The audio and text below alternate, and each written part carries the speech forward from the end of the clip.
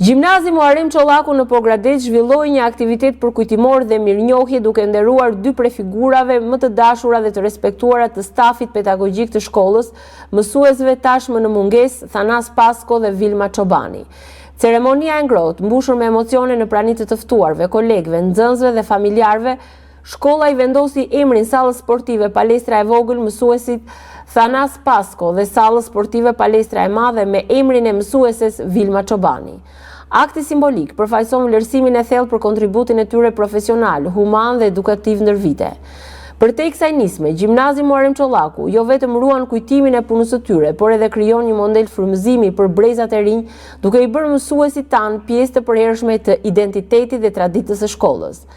Në nder të këtij aktiviteti, mësuesit e përkushtuar të edukimit fizik dhe nxënësit e nderuan me demonstrimin e disiplinave sportive, shah, ping-pong dhe kulmoi me trofet Kupa Thanas Pasko, fituar nga Paraleli 12 futboll dhe Kupa Vilma Çobani voleboll, fituar nga Paraleli 10.